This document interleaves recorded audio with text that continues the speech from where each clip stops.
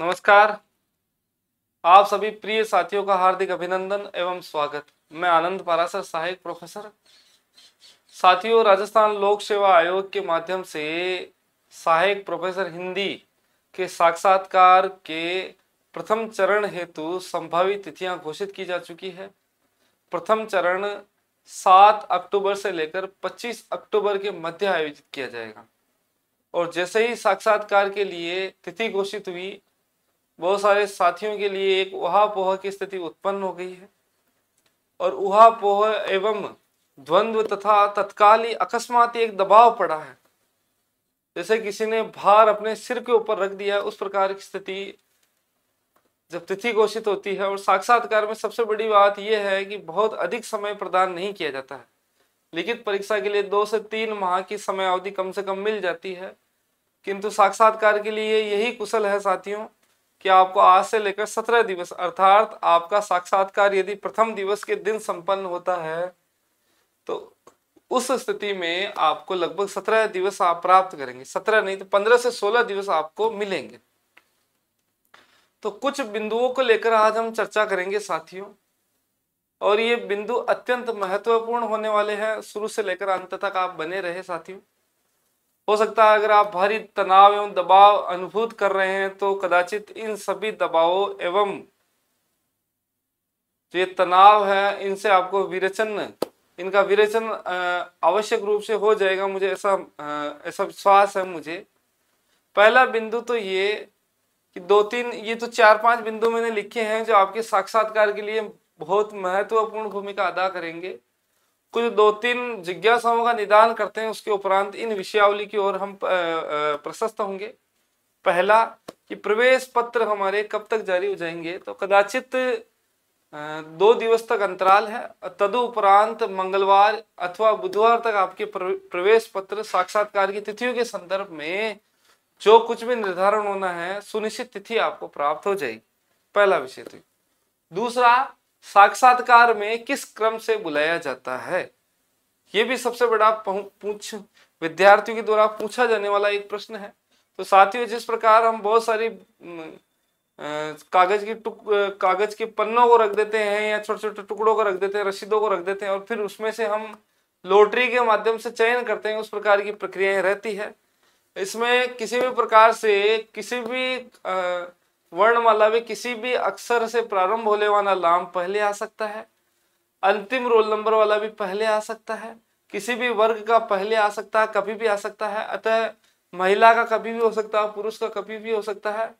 तो ये किसी भी प्रकार से ये ले लेते हैं, इसमें किसी भी प्रकार से कोई बाध्यताएं नहीं है।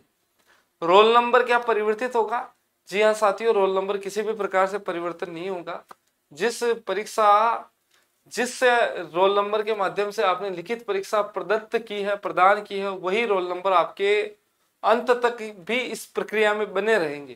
तो ये 2-3 तो ऐसे सामान्य स्तर के प्रश्न हैं जो जिज्ञासावश पूछते हैं विद्यार्थी। तो ये तो हो गया इनका निदान।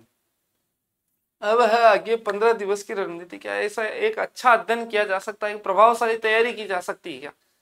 यदि मैं मानता हूं कि साक्षात्कार एक ऐसी प्रक्रिया है जिसके लिए तैयारी के लिए काफी समय मिले, वो भी कम रहता है और कम समय में भी बहुत अच्छी संतुलित तैयारी की जा सकती है। अथवा साक्षात्कार के लिए मेरे दृष्टिकोण से तैयारी नहीं करे तो भी काम चल जाता है।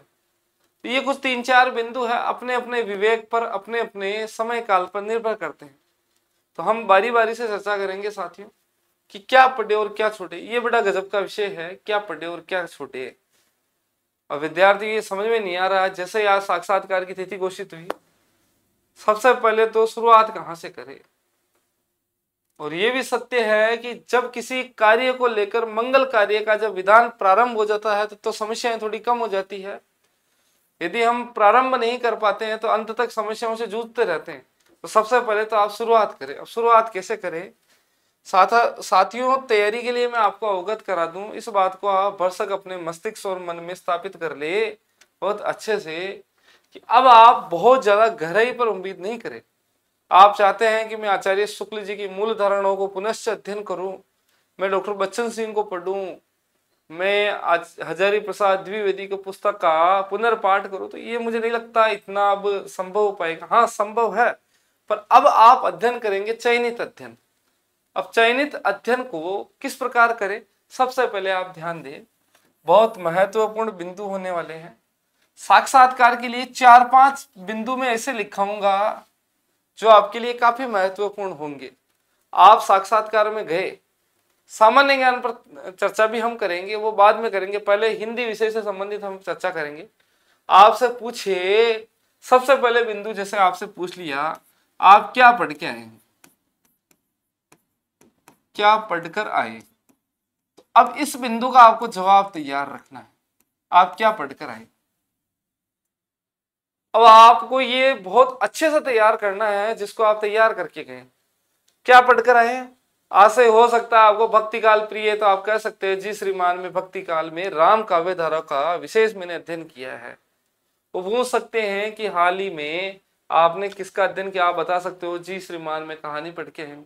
आप बता सकते हैं मैंने हाल ही जो मुझे पहचानो संजीव का जो प्रसिद्ध उपन्यास है जिसको अकादमी पुरस्कार मिला, इसका मैंने अध्ययन किया है। जी श्रीमान मैंने जयशंकर प्रसाद की अरुणीय मधुमय देश हमारा इस कविता का अध्ययन किया। तो मुझे लगता है कि ऐसे बिंदु को आपको पहले सोच लेना चाहिए कि आप क्या पढ़ के आए हैं। पूछ लेते हैं वो प्रश्न, आप क्या पढ़ के आए हैं, तो इसको आप भली भांति तैयार कर लें। और इसमें ज्यादा श्रेष्ठ रहेगा एक कालखंड का एक भाग अवश्य रूप से बोले आप, जैसे कहानी में पढ़ के आया हूँ, कहानी हिंदी साहित्य की जो कहानियां है वो पढ़ के आया हूँ, अथवा मैं राम काव्य धारा मैंने पढ़ी है, मैंने कृष्ण काव्य धारा पढ़ी है। तो ये बिंदु आप तैयार हो। एक बिंदु प्रश्न वो पूछ लेते हैं प्रिय कालखंड कौन सा है, तो यह आप पहले आप एक बार लिख लें इन बिंदुओं को कि ऐसे ऐसे चयनित बिंदु क्या हो सकते हैं जिनको आप जवाब दे सकते हैं। प्रिय कवि कौन सा है, ये एक प्रश्न बन जाता है। प्रिय लेखक कौन सा है, प्रिय कहानीकार कौन सा है, प्रिय उपन्यासकार कौन सा। तो इन बिंदुओं को आप पहले बहुत अच्छे से तैयार कर लें।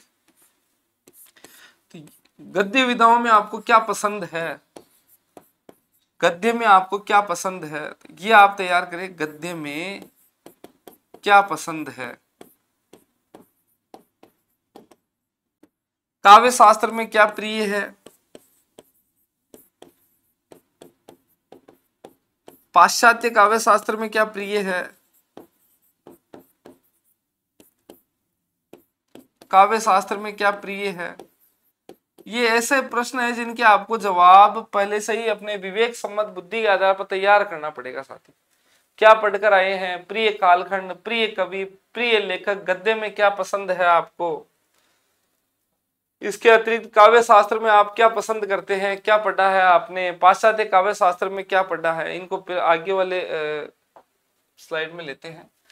इसके अलावा आपको आपकी प्रिय कहानी कौन सी है, आपने हाल ही कौन सी कहानी पढ़ी है, हाल ही आपने कौन सा उपन्यास पढ़ा है।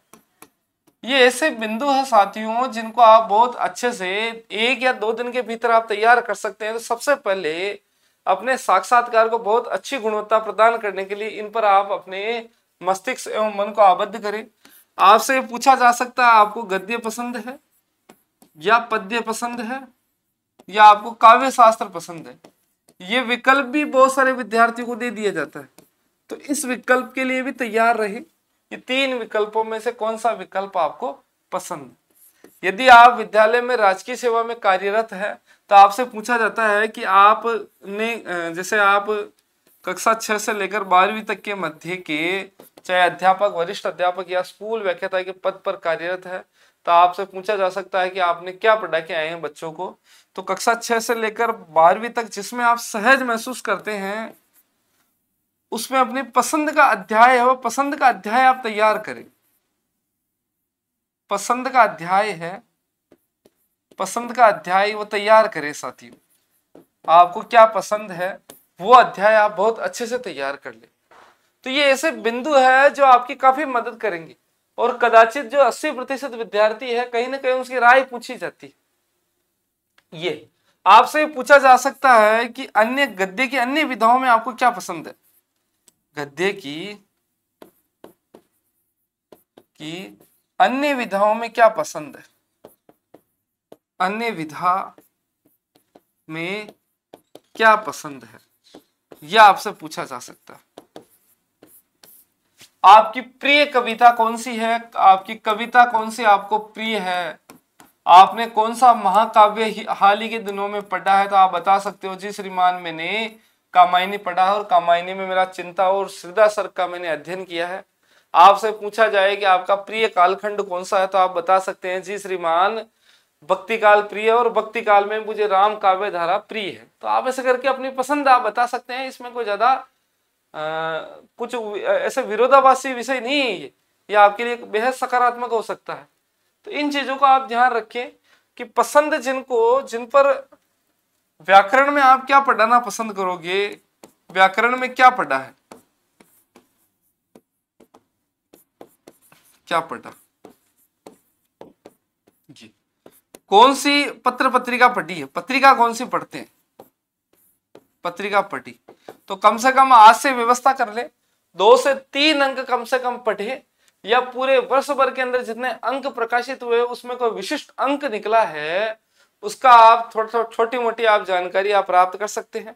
पत्र पत्रिकाओं में आप ध्यान रखें कि जो नियमित स्तंभ आते हैं, आलेख आते हैं, उनकी आपको जानकारी होनी चाहिए कि कौन कौन सा आलेख है वो नियमित रूप से प्रकाशित होता है प्रत्येक पत्रिका के अंक में, उसकी आपको जानकारी हो। संपादक कौन कौन है, उप संपादक कौन है, कहाँ से प्रकाशित होती है, सबसे पहले ये पत्रिका कब प्रकाशित हुई, या पत्रिका के प्रकाशन से लेकर अब तक ऐसा कोई विघ्न बाधा उत्पन्न हुई है जिससे पत्रिका का प्रकाशन बंद हो गया, या त्रैमासिक से द्विमासिक हो गई, मासिक हो गई, या 6 माही में पत्रिका प्रकाशित होने लगे। ऐसे करके उनसे संबंधित अब तक के पूरे इतिहास में 8-10 ऐसे महत्वपूर्ण बातों को आप अपने स्मृति तंत्र में संग्रहित रखें, तब जाके आपके लिए बहुत सारी चीजें कुशल होगी। तो ये जो बिंदु मैंने लिखा ही है, इन बिंदुओं में हो सकता है 2-3 बिंदु ऐसे हो जो अभी मुझे याद नहीं आ रहे, और आपको मैंने बहुत सारी वीडियो में कहीं बता दिए हैं। तो आप एक बार कागज एवं पेन लेके इन बिंदुओं को लिखें और फिर इन पर आप सबसे पहले अपने प्रयासों को प्रारंभ करते। पहला बात तो ये, पहले सबसे पहले इन बिंदुओं को आप पढ़ना प्रारंभ करते हैं।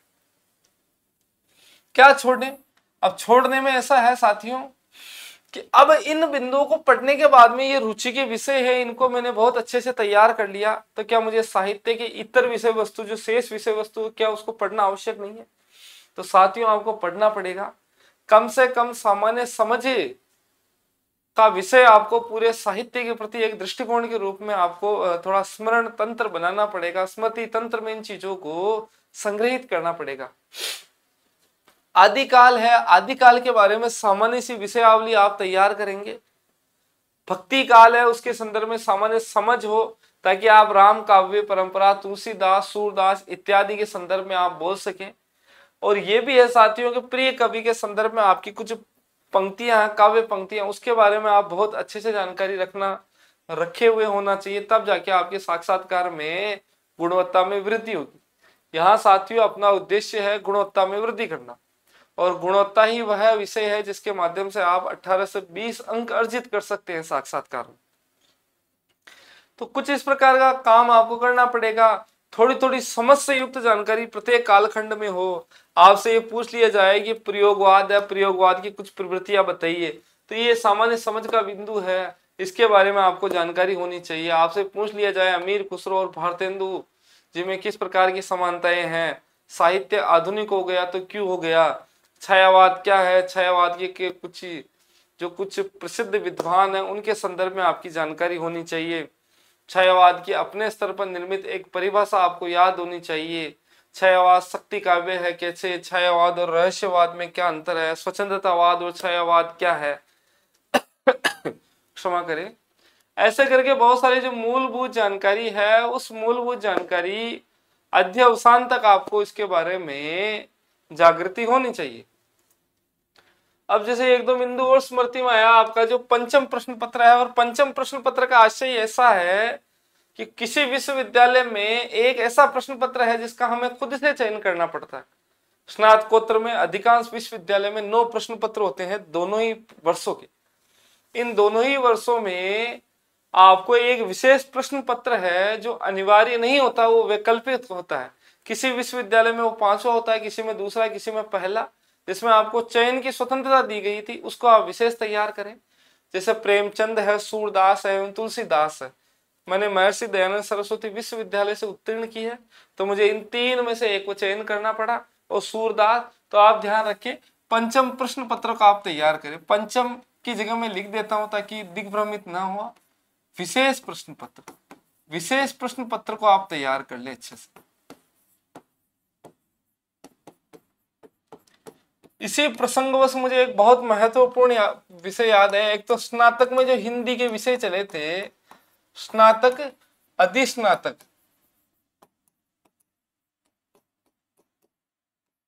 इनके जो विषय के नाम हैं, प्रश्न पत्र के नाम, विषय नाम यानी प्रश्न पत्र के नाम है, प्राचीन काव्य है, मध्यकालीन काव्य है, भाषा विज्ञान है इत्यादि, जो इनके नामकरण संस्कार हो रखे हैं, उनके बारे में आपको यथोचित जानकारी होनी चाहिए। ये तो हो गया साथियों प्रिय प्रिय जिनमें अपने को तैयारी करके जानी। एक साथियों अभी हाल ही में साहित्य के क्षेत्र में विगत 1.5 से 2 सालों के अंदर जो पुरस्कार प्राप्त हुए हैं, जिस कृति को पुरस्कार प्राप्त हुए हैं, जैसे सांप है सामरिया जी की, चाहे मुझे पहचानो है, ये ऐसी कुछ कृतियां हैं जो पुरस्कृत हुई है साल 2 साल के भीतर, इनके बारे में आपको जानकारी होनी चाहिए। अभी वर्तमान में मैं दाएं बाएं हर कहीं लिख रहा हूं, तो आप अपने हिसाब से लिख लें। पुरस्कार किस कहानी को मिला है और उसकी अंतः वस्तु है, उसके बारे में आपको जानकारी रहनी चाहिए। हिंदी साहित्य के कुछ ऐसे शब्द जो शुद्धि एवं अशुद्धि की दृष्टि से काफी समीचीन होते हैं और सामान्यतः हम गलती कर देते हैं, जैसे उज्ज्वल, आशीर्वाद, मिष्टान इत्यादि ऐसे शब्द है जो आपकी कक्षा 9 से लेकर 12वीं के व्याकरण के अंदर दिए गए। उन उदाहरणों को आप देख लें जो लोक व्यवहार से संबंधित है, उनके बारे में आपको जानकारी होनी चाहिए। लोक व्यवहार अर्थात सामान्य लोक प्रचलन में हो, लोक व्यवहार की जगह लोक प्रचलन में जो शब्द है उनके बारे में आपको यथोचित जानकारी होनी चाहिए। तो ये बिंदु रहे साथियों पढ़ने के। अब है क्या छोड़े। क्या छोड़ने का आशय है साथियों कि जो आपको लगभग आप कोशिश करें कि थोड़ी थोड़ी जानकारी आप जुटा सकें। उसमें भी मैं आपसे कहूंगा कि भारतीय जो हिंदी साहित्य का इतिहास है उसको तो आप ढंग ढंग से पढ़ ले, संतोषजनक चीजों को छोड़ते हुए तथ्यों को छोड़े और विश्लेषण की तरफ अपने दिमाग, अपने बुद्धि को आबद्ध करते हुए आगे बढ़े और सामग्री को संकुचित और संक्षेपण करते हुए आप आगे बढ़े। भारतीय काव्य शास्त्र में आपको इतना याद करना है, ध्वनि सिद्धांत क्या है, वक्रोक्ति सिद्धांत क्या है, थोड़ा रस सिद्धांत को गहराई से याद कर ले। विशेष रूप से रस निष्पत्ति के अपने स्तर पर निर्मित विभाव, अनुभाव, विभावन, व्यापार, चाहे संचारी भाव इत्यादि बिंदुओं को लेते हुए अपने स्तर पर निर्मित एक रस निष्पत्ति का उदाहरण बहुत अच्छे से याद कर ले। जैसे आप विद्यालय में पढ़ा रहे हैं, आपके सामने एक बच्चा बैठा हुआ, कोई एक अपरिचित व्यक्ति मिल जाता है जो कभी किसी जमाने में आपका मित्र रहा हुआ है, उसको देखते ही विभाव क्या है, अनुभव क्या है, या एक सुंदर स्त्री और एक पुरुष के मध्य आकर्षण को लेकर जो ये बिंदु बनते हैं विभाव अनुभव के, उनके संदर्भ में परिवेश किस प्रकार कार्य करता है, संचारी भाव कैसे उद्भूत होते हैं, आलंबन अनुभव, उद्दीपन अनुभव इत्यादि के बारे में आपको जानकारी होनी चाहिए। रस निष्पत्ति की आप बहुत अच्छे से देख ले। आप जिस जिले में निवास करते हैं उस जिले से संबंधित वर्तमान के जीवित कवि कौन कौन से हैं उनकी जानकारी होनी चाहिए। जैसे मैं आपको बता दूं, वर्तमान जीवित कवियों में आप ध्यान दें, ये भी काफी महत्वपूर्ण विषय है। अब चीजें याद आ रही है, कवि है चाहे कथाकार है, ऐसा मैं लिख देता हूं। अब इसमें आप ध्यान रखिए कि चाहे भारत के संदर्भ में हो चाहे राजस्थान के संदर्भ में हो, इनके बारे में आपको विषय वस्तु ज्ञात होनी चाहिए। साथियों इनके संदर्भ में मैं विषयगत बता देता हूं कि मैंने अपने मानस पाठशाला ए पर पिछले 6 महीने से मैं आरपीएससी के विद्यार्थियों के लिए साक्षात्कार के लिए मैं पिछले 6 महीने से मैं पाठ्यक्रम मैंने कोर्स एक निर्मित किया है और जिसमें मैंने जितने भी आरपीएससी में पूछे जाने वाले प्रश्न हैं बहुत सारे विद्वान साथियों से मैंने चर्चा की है। पूर्व में जब मैंने साक्षात्कार का अध्ययन किया था तब मैंने काफी प्रश्न उस समय संग्रहित किए थे, तो वो प्रश्न और नवीन अनुसंधान या नवीन अध्ययन के उपरांत मुझे जो प्रश्न मिले हैं उत्तर सहित मैंने विद्यार्थियों को उपलब्ध कराए हैं। सामान्य अध्ययन की दृष्टि से एवं आरपीसी की प्रकृति के अनुरूप लगभग मैंने खूब प्रश्न आपको उपलब्ध कराए हैं। तो मानस पाठशाला ऐप पर आप जाके उनको डाउनलोड कर सकते हैं। प्रिंट का विकल्प उपलब्ध है। 42-43 तो व्याख्यान है साथियों, बहुत गागर में सागर भरते हुए सामान्य से व्याख्यान है, जिनमें बिंदु से बिंदु बात की गई है, जहां प्रश्न का उत्तर आप क्या दे सकते हैं और अनावश्यक किसी भी प्रकार का कोई उत्तर नहीं है, कोई अनर्थक निरर्थक चर्चा किसी प्रकार की नहीं है। और पूरे प्रश्न के उत्तर आपको दिए गए हैं। पहला प्रश्न ये उत्तर, दूसरा, तीसरा, ऐसा करके पूरा क्रम दिया गया और पूरा पाठ्यक्रम निवृत्त हो चुका है, जिसमें पूर्व की भर्ती के जितने भी साथी चयनित हैं और जो प्रतीक्षा सूची में रहे हैं या कुछ जिनका साक्षात्कार अच्छे रहे हैं, उनके लगभग 40 से 45 साक्षात्कार की पीडीएफ मैंने उपलब्ध कराई है। भारत एवं राजस्थान के वर्तमान जीवित कवि, समकालीन कवि, कहानीकार, कथाकार, साथ ही साथ राजस्थान में लिखने वाले जीवित कवि इत्यादि को लेकर काफी मैंने अनुसंधान करने के बाद में विद्यार्थियों के लिए वो पीडीएफ उपलब्ध कराई है। तो साथियों मात्र 2000 रुपए के शुल्क के अंदर वो आपको पाठ्यक्रम उपलब्ध है। अगर आप आज भी लेते हैं तो ये मान के चलिए 7 से 8 दिन के अंदर आप पूरा पाठ्यक्रम को निवृत्त कर सकते हैं। और सबसे सरलतम तरीका है सबसे निकट तैयारी करने के लिए। आपको लगे कि व्याख्यान जल्दी गति में करके आप सुन सकते हैं, पीडीएफ आप प्रिंट करा सकते हैं, सभी प्रकार की व्यवस्थाएं उसमें उपलब्ध है। अगर आपको अलग कुछ पढ़ना हो तो जैसे कोई प्रिय कवि या कुछ अलग से प्रिय हो तो उस पर आप गहराई देख सकते हैं। अन्यथा मैंने कमोबेश सभी प्रश्नों को पूरे साहित्य शास्त्र को समेटने का मैंने यत्न किया है, समीक्षाएं मैंने डाली है। तो आप देख ले, विचार कर ले साथियों, ये काफी आपके लिए मददगार हो सकती है। जो विद्यार्थी जुड़े हैं इस पाठ्यक्रम से, मुझे पूर्ण विश्वास है कि पूरे इस पाठ्यक्रम में जुड़ने वाले जितने भी विद्यार्थी हैं, काफी विद्यार्थी जुड़े हुए, मैं संख्या तो नहीं बताऊंगा आपको, काफी विद्यार्थी जुड़े हुए हैं। उन विद्यार्थियों में एक विद्यार्थी नहीं मिलेगा जो असंतुष्ट हो गए हो पाठ्यक्रम से। इतने सस्ते में और गुणवत्ता की दृष्टि से आराम से 2-3 डेमो के रूप में उपलब्ध है वीडियो एवं पीडीएफ के रूप में डेमो उपलब्ध है। आप देखिए साथियों, आराम से आपको संतुष्टि मिलेगी और इसको तैयार कर सकते हैं। अभ्यास कैसे करें साथियों, मैंने बहुत सारे साथी जो मेरे से जुड़े हुए थे उन्हीं के अनुग्रह के आधार पर मैंने इनके साक्षात्कार के आयोजन करवाए। मैंने 13 से 16 सितंबर के मध्य और पूरे विशेषज्ञों की उपस्थिति में साक्षात्कार हुए हैं। और जो साथी जुड़े वो बेहद संतुष्ट रहे। सुबह 7 बजे से लेकर रात को 9 बजे तक साक्षात्कार चले थे। और बहुत सारे साथियों ने यह भी कहा था कि सर इतना जल्दी साक्षात्कार नहीं कराएं, पर मुझे ज्ञात था कि अक्टूबर के प्रथम सप्ताह में, मैंने पहले भी कहा था अक्टूबर में आपके साक्षात्कार हो सकते हैं और ऐसा हुआ भी है। तो अक्टूबर के पहले सप्ताह को दृष्टिकोण रखते हुए हमने साक्षात्कार आयोजन कराया है। अब भविष्य में इस संदर्भ में आज तो ये आया है आपका कार्यक्रम, अगर 1-2 दिन में अगर मुझे लगेगा और साथियों की सदिच्छा होगी और मुझे ऐसा प्रतीत होगा कि हमें करवाना चाहिए तो मैं विचार करेंगे इस विषय में। 2-3-4 जो साथी है विशेषज्ञ उनसे भी विचार करेंगे और छद्म साक्षात्कार का हम अलग से पुनः एक पाठ्यक्रम जारी करेंगे जिसको लगता है। तो इस पर अभी एक विचार करना शेष है। अभी मैं इस संदर्भ में कुछ भी नहीं कह सकता, इसको आप प्रामाणिक नहीं माने सूचना को, ये संदिग्ध सूचना है। केवल और केवल मैं इस पर विचार करूंगा ऐसा मैं कह रहा हूं। अब आपको अभ्यास कैसे करना साथियों, जितना हो सके जितना आप पढ़ते हैं उतना आप बोलने का अभ्यास करें और बोलने की संपूर्ण प्रक्रियाओं में आप ध्यान दें कि जो याद करते हैं उसको रटने के रूप में याद नहीं करें। मार्ग में आप जा रहे हैं और कहीं पर कोई घटना घटित हो गई तो अपने शब्दों में आप उन चित्रों को शब्द प्रदान करते हो और फिर आप व्यक्त करते हो। उसी प्रकार साहित्य में दृष्टिकोण और समझ को अपने शब्दों में आपको व्यक्त करना आना चाहिए। तो ये समझ का दृष्टिकोण आपको विकसित करना है। आदिकाल को यदि आदिकाल नाम माना जाए तो ये सुसंगत क्यों है, इस विषय में कुछ तर्क रखने हैं। यहाँ साक्षात्कार की संपूर्ण प्रक्रिया में अध्यावधि अध्योपांत आपको केवल तर्कों से संतुष्ट करना है विशेषज्ञों को, और तर्क से संतुष्ट आप अपनी भाषा में करें। और इसके लिए सर्वोत्तम अभ्यास ये साथियों, यदि आपकी भाषा में स्थानीयता का पुट बहुत ज्यादा है तो आप एक प्रवाह में धीरे धीरे बोलने का प्रयास करें। आप नाद उच्च रख सकते हैं पर बोलने का जो प्रवाह है उसमें थोड़ी गति को शिथिल कर सकते हैं और फिर बोलने का अभ्यास करते रहें। अपने मोबाइल में आप रिकॉर्ड करके भी आप अभ्यास कर सकते हैं। दर्पण के समक्ष अपने नेत्रों के भीतर देखते हुए फिर अभ्यास करें। अपने किन्हीं मित्रों के समक्ष साक्षात्कार देने का प्रयास करें, पर्ची में प्रश्न लिख के फिर आप उनके माध्यम से लिखे हुए प्रश्नों का ही उत्तर प्रदान करें, या मैंने जो नोट्स उपलब्ध करा रखे हैं उस कॉपी को या मोबाइल की पीडीएफ को आप किसी को पकड़ो और पूछो प्रश्न, वो प्रश्न देखिएगा, उत्तर भी उसके निकट और आपको बोलना है।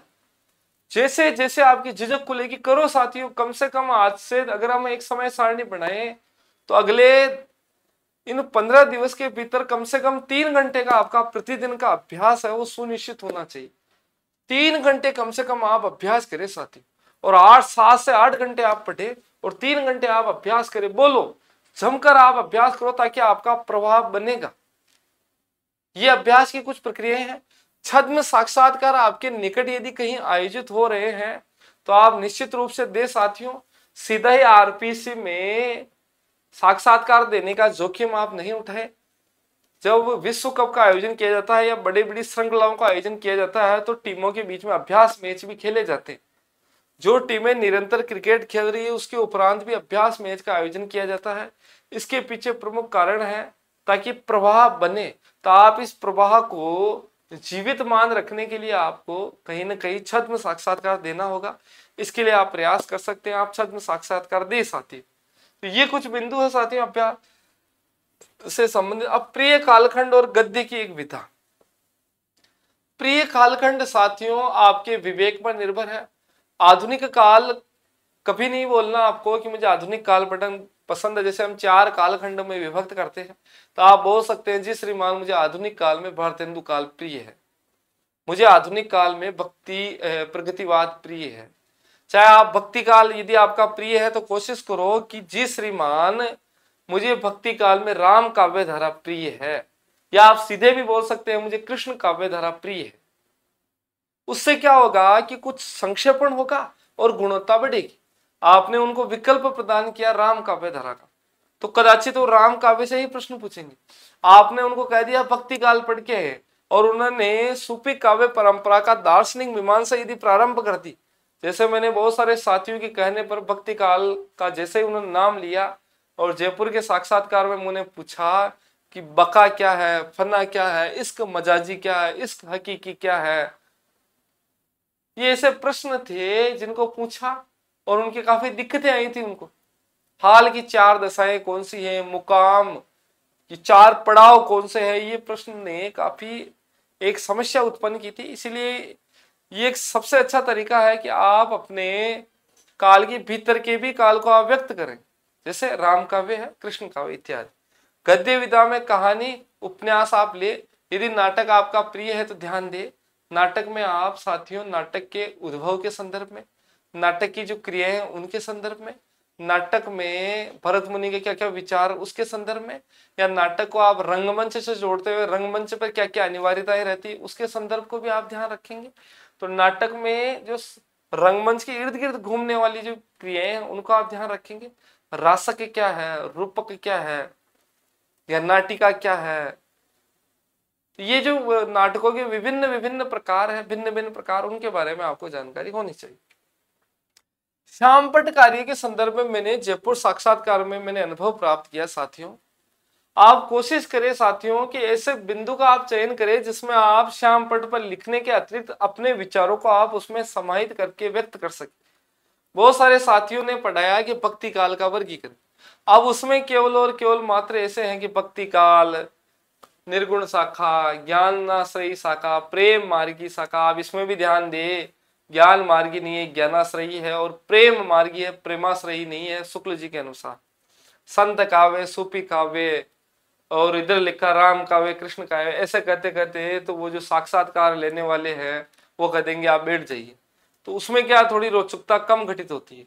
इसके बजाय आप ऐसे बिंदु को ले साथियों जिसमें आप कुछ तीर का निशान लगाते हुए एक बिंदु लिखा और उसके बारे में 2 अच्छी बातें बता दी, 3 बातें बता दी, फिर तीर का निशान लगाया, 1 शब्द या 2 शब्द लिखे और फिर 2-3 बातें बता दी, और समझ के ऐसे गजब बातें आपने बताई है, उनको लगेगा कि इसने एक ऐसे गजब के बिंदु का चयन किया, सबसे भिन्न, सबसे विशिष्ट एवं सबसे गुणवत्ता से युक्त बिंदु का इस विद्यार्थी ने चयन किया, आकर्षण का केंद्र रहेगा। साथियों जयपुर के इस साक्षात्कार के क्रम में 4-5 विद्यार्थी ऐसे थे जिनके बिंदु और उनके व्याख्यान से हमें संतुष्टि प्राप्त हुई है।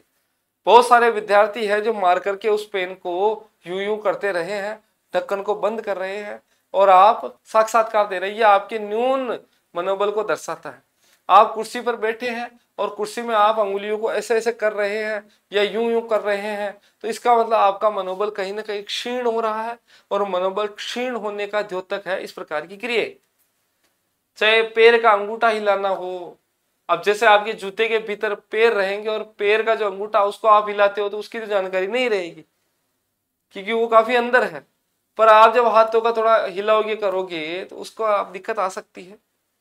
तो इन चीजों का आप ध्यान रखिए। कोशिश करें कि अपने विषय को जब आप व्याख्यायित कर रहे हैं कुर्सी पर बैठकर, तब आप हाथ नहीं हिलाएं, और जब आप व्याख्यान दे रहे हैं श्यामपट्ट के रूप में अपनी व्याख्या को प्रस्तुत कर रहे हैं, तब आपको हाथ हिलाने की स्वतंत्रता आपको प्राप्त रहेगी। तो ये श्यामपट्ट कार्य काफी महत्वपूर्ण है साथियों। ऐसे बिंदु का आप चयन करें जिसमें कुछ विषय को आप व्यक्त करें। अब बहुत सारे विद्यार्थियों ने बताया संज्ञा किसे कहते हैं, संज्ञा व्यक्तिवाचक। ऐसे बिंदुओं को आप चयन नहीं करें जो आपके जिस पद को आप धारित कर रहे हैं उस पद के स्तरानुकूल वो कम से कम होने चाहिए। यदि वो कह दें कि आप संज्ञा पढ़ाइए, तब आप संज्ञा पढ़ानी पड़ेगी आप, किंतु वो आपको स्वेच्छा प्रदान की गई और फिर आप संज्ञा किसे कहते हैं ऐसे बिंदु लेते हैं, तो थोड़ा ये घटिया स्तर है। जैसे आप वाक्य लेते हैं, वाक्य का प्रकार लेते हैं, थोड़ा सा ये हट के और थोड़ा गांभीर्य वाला विषय रहना चाहिए। तो इस पर आप गंभीरता से विचार करें। आदि काल में एक बिंदु, भक्ति काल में एक, रीति काल में, आधुनिक काल में, कहानी में, उपन्यास में, काव्य शास्त्र में, पाश्चात्य काव्य शास्त्र में, ऐसे करके 7-8 बिंदुओं को आप तैयार कर सकते हैं। पहली बात, जिनका आप श्यामपट्ट पर अभ्यास करेंगे, मार्कर ले और सफेद बोर्ड लें और उस पर लिखने का आप अभ्यास करें साथियों। उसमें भी आप ध्यान दें, मैंने बहुत बड़ी गलती महसूस की है। ये जो मार्कर मान लीजिए और इसको आप पकड़ते हैं तो उसमें विद्यार्थी ऐसे लिखते हैं, ये जो आपका जो नीचे जो अंगुलियां हैं उसके नीचे का जो ये कलाई का जो क्षेत्र उसको उस पर टिका देते हैं अपने बोर्ड पर। इससे काफी भारी समस्या आती है, लिखावट सही नहीं होती। आप इसको स्वतंत्रता प्रदान करें। ये केवल आपका पेन का जो भाग है वही आपके बोर्ड पर स्पर्श करना चाहिए और फिर आप लिखो, तो कम से कम आपका प्रभाव बना रहेगा। हो सकता है आपके लेखन के सौंदर्य तत्व में थोड़ी भिन्नता हो सकती है, पर कम से कम आप लिख तो पाओगे। और एक मोटाई भी देखिए, कितना आप सूक्ष्म शब्द लिख पा रहे हैं, कितना स्थूल लिख पा रहे हैं, उनके लंबाई चौड़ाई का अनुपात है वो संतोषजनक होना चाहिए। तो इन क्रियाओं का आप दोहराएं। इसलिए मैंने आपको कहा कि 3 से 4 घंटे आपको प्रतिदिन अभ्यास के देने पड़ेंगे। अन्य सावधानियां साथियों, अन्य सावधानियों में आप ध्यान रखिए, हाथ वगैरह नहीं हिलाएं। हल्की सी मुस्कान आपके चेहरे पर आप्लावित रहनी चाहिए। आपका चेहरा वो तेज युक्त रहना चाहिए। आपका स्वर नाद युक्त हो, प्रवाह हो, उसमें आभा झल के। ऐसा नहीं है कि आप साक्षात्कार दे वो पूर्णतः बुझे हुए तरीके से आप साक्षात्कार दे। उसमें ऊर्जस्विन रहना चाहिए आपका परिवेश। पूरे परिवेश को आप कांति से युक्त कर दो। इसलिए शब्दों को इस प्रकार व्यक्त करो, शब्द ही ब्रह्म है। इस ब्रह्म शक्ति को आपको इस प्रकार प्रसारित करना है कि आपके सामने बैठने वाले जो विशेषज्ञ हैं उस साक्षात्कार से गदगद हो जाए और उनकी लेखनी चले और अंक 18-20 तक चले जाए। तो ये चीजें तब संभव हो पाएगी आप जब वाक्य बोल रहे हैं तो साक्षात्कार मंडल आप में रुचि लेना चाहिए। बुझे हुए स्वरों में कदापि अपने प्रश्नों के उत्तर प्रदान नहीं करें। बहुत सारे साथियों को जो जयपुर में साक्षात्कार दिए थे, उनके काफी साथियों की मैंने ये कमी देखी है, प्रवाह नहीं है। साथियों आप ध्यान दें, एक प्रश्न नहीं आता, 2 नहीं आता है, तीसरा नहीं आता, चौथा प्रश्न आता है तो नया प्रश्न एक नया जीवन लेके आता है। उस 20 मिनट के उस कार्यक्रम में साथियों आपको कुछ प्रश्नों के उत्तर नहीं भी आए तो आपको धीर और गंभीर रहना है। साक्षात्कार के उस कक्ष के भीतर साक्षात्कार के विशेषज्ञ एवं सदस्यों को पता नहीं कौन सा विषय प्रसन्न चित्त करने वाला होगा, कौन सा हृदय को गदगद कर देगा। हो सकता है आपने 3 ऐसे प्रश्नों के आनंदित उत्तर प्रदान कर दिए और उनको प्रसन्नता हो जाए और वो अंक दे जाए। इसका आशय, साक्षात्कार का आशय ये कदापि नहीं आप सारे प्रश्नों के उत्तर सही दे दो, फिर भी आपके अंक कम आएंगे, क्योंकि आपने बुझे हुए स्वरों में उत्तर दिया है। आपकी वाणी के अंदर प्रवाह नहीं है, ऊर्जा का जो प्रवाह है, ऊर्जा का संचार है जो व्यक्त होना चाहिए वो नहीं हो पा रहा है। उस स्थिति में आपके अंक नहीं आ पाएंगे। और कुछ विद्यार्थी ऐसे हैं जिनको प्रश्नों के उत्तर कुछ नहीं आ रहे हैं फिर भी वो दे देते हैं, क्योंकि उन्होंने अपनी ऊर्जा को व्यक्त किया है अच्छे से। तो साथ ही ये जो तरीके हैं काफी कारगर हो सकते हैं, बुझे हुए स्वरों में आप व्यक्त नहीं करें। अब थोड़ा सा सामान्य ज्ञान के बिंदु को लेकर थोड़ी सी चर्चा करता हूं साथियों। सामान्य ज्ञान में आप कक्षा 10, 12, कॉलेज इत्यादि आपने कहां से उत्तीर्ण की है उसके संदर्भ में आपको जानकारी होनी चाहिए। आपके जिले की जानकारी आपको होनी चाहिए, आपके जिले के कवियों के संदर्भ में जानकारी होनी चाहिए। इन दिनों कोई जयंती यदि निकली है तो उसके बारे में जानकारी हो। समसामयिक राजस्थान मुख्यमंत्री कहाँ गए, कहाँ से आए हैं, विधानसभा की सीटें कितनी हैं, कितने सीटों पर उपचुनाव होना है, उस शिक्षा मंत्री कौन है, उस शिक्षा मंत्री का विधानसभा क्षेत्र कौन सा है, भारत राजस्थान के शिक्षा मंत्री आप शिक्षा विभाग से ताल्लुकात रखते हैं, शिक्षा मंत्री कौन है, शिक्षा मंत्री का विधानसभा क्षेत्र कौन सा है, गृह मंत्री कौन है, विधानसभा अध्यक्ष कौन है, राज्यपाल इत्यादि के बारे में आपको जानकारी हो। राजनीतिक जो मंत्रिमंडल है इसके संदर्भ, भारत के इसके अलावा विधानसभा कौन सी है, राज्यपाल कौन से अंक का, मुख्यमंत्री कौन से अंक का, ये जानकारी हो। जनसंख्या के बारे में लिंगानुपात कितना है, जनसंख्या घनत्व कितना है, इसके बारे में आपको जानकारी हो। आपके जिला की जनसंख्या के बारे में थोड़ी थोड़ी समझ आपकी हो। साथ ही साथ राजस्थान में पशु मेले कौन कौन से हैं, राजस्थान के अंदर चित्रकला के संदर्भ में आपको जानकारी सामान्य से होनी चाहिए। ये है। इसके अतिरिक्त आप दिन प्रतिदिन समाचार पत्र पढ़ते रहे, आज कौन सी खबर प्रकाशित हुई है, या आपकी जिले से संबंधित पिछले 8-10 दिन में कौन सा एक घटनाक्रम हुआ है, नई शिक्षा नीति क्या है, उच्च शिक्षा के अंदर कौन कौन सी योजनाएं अभी चलायमान है, अथवा शिक्षा विभाग के अंदर आप कार्यरत है तो वर्तमान में कौन कौन सी योजनाएं चल रही है, उड़ान योजना क्या है, उड़ान योजना कब प्रारंभ हुई है, कितने क्या उसमें कुछ दिए जाते हैं, साथ ही साथ पौसार में राशि कितनी है, नो बैग डे जो बस्ता मुक्त दिवस मनाया जाता है उसमें 1 से लेकर 12वीं तक कौन कौन सी कक्षाएं हैं, उनका नाम क्या है, या महीने भर की जो जो कार्यक्रम इनके निर्धारित है उसके बारे में आपको जानकारी होनी चाहिए। तो ये कुल मिलाकर बहुत सारा विस्तार है साथियों। इनको आप एक बार सबसे पहले इकाई योजना बनाएं, क्या क्या बिंदु मुझे तैयार करने हैं, उसके बाद में आप अध्ययन करें। तो साथियों ये आज के लिए काफी एक महत्वपूर्ण सत्र लेकर मैं आपके समक्ष उपस्थित हुआ हूँ। पुनः से मैं कहूंगा यदि आपको उपयुक्त लगता है तो उस पाठ्यक्रम से जुड़े साथियों। काफी परिश्रम के उपरांत उसका सृजन हुआ है, काफी उपयोगी आपके लिए रहेगा, ये मैं दावे के साथ कह सकता हूँ।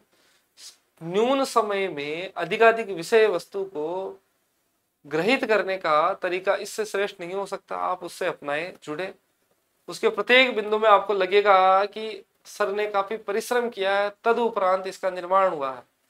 साथियों राशि इतनी कम रखी है, अगर मैं राशि उसकी 5-6 हजार भी रख देता तो भी जो विद्यार्थी मेरे में विश्वास करने वाले मुझसे अवश्य जुड़ते, क्योंकि प्रारंभ से ही मेरा ध्येय है गुणवत्ता। गुणवत्ता में मैंने कदापि समझौता नहीं किया। इस कारण से 14 एवं 15 को साक्षात्कार जयपुर में आयोजित किया गया। उसकी अंतिम तिथि हमने पंजीकरण की 8 तारीख की रखी, उसके उपरांत हमने किसी को प्रवेश नहीं दिया। बहुत सारे विद्यार्थी इससे नाखुश भी हुए हैं, तथापि मुझे, क्योंकि हमारे पास जितनी व्यवस्थाएं होती है और हमने जो तिथि लिखी है उसके अनुरूप हमने 6-7 दिन तक अभ्यास किया और उसके उपरांत हमने तैयारियों की और उसके बाद में हमने अच्छे साक्षात्कार आयोजित करवाए। ये हमारे लिए संतोष का विषय है। तो साथियों आज का ये सत्र काफी महत्वपूर्ण आपके लिए रहा है, आप करें। अगर निकटवर्ती भविष्य में इन दिनों अगर मुझे उपयुक्त लगेगा और संगत लगेगा तो हम साक्षात्कार, छद्म साक्षात्कार 1-2 आयोजित करवाएंगे, किंतु अभी इसके संदर्भ में मैं खुद भी सुनिश्चित नहीं हूँ। आप बहुत अच्छे से अध्ययन करते रहे साथियों, और टिप्पणी अवश्य करें, ताकि मुझे लगता है कि आजकल ये भी काफी महत्व रखता है। आप नीचे कुछ लिखा अवश्य करें, अगर आपको लाभ मिले तो लिखा अवश्य करें साथियों, मैं निवेदन आग्रह करूंगा आपसे, क्योंकि आजकल क्या टिप्पणी वगैरह करते हैं उसको देखते हैं और तभी वो वीडियो वगैरह ज्यादा देखना करना, ऐसी चीजें भी आजकल ज्यादा होती है तकनीकी जमाने में। तो आप नीचे टिप्पणी वगैरह करें ताकि उससे मुझे भी अपने संदर्भ में मूल्यांकन का सुअवसर प्राप्त होता रहेगा। साथ ही साथ विद्यार्थी जो इस वीडियो को देखे या नहीं देखे, उनको भी हो सकता है इस वीडियो को लघुतम समय में निर्मित या संक्षेप में गागर में सागर भरने वाले इस वीडियो से किसी विद्यार्थी को कल्याण हो जाए, उसको लाभ मिले। तो ये बिंदु कुछ आवश्यक थे जो मैंने आपको उपलब्ध कराए, विषय सामग्री। आप साथी बहुत अच्छे से पढ़ते रहे, अच्छे से अभ्यास करते रहे, प्रस्तुतिकरण, बोलने का अभ्यास और विषय सामग्री की दृढ़ता, ये ऐसे बिंदु है जो आपको साक्षात्कार में बहुत अच्छे से आपको सफलता अर्जित करवाएंगे। बेहद सकारात्मक रहे इन दिनों, नकारात्मक तनिक भी नहीं हो। और इसके बारे में अगर 1-2 मुझे वीडियो और उपयुक्त लगेंगे तो मैं अवश्य बनाऊंगा। आप साथी जुड़े रहे इस प्रक्रिया से। आप सभी को शुभकामनाएं। धन्यवाद, नमस्कार।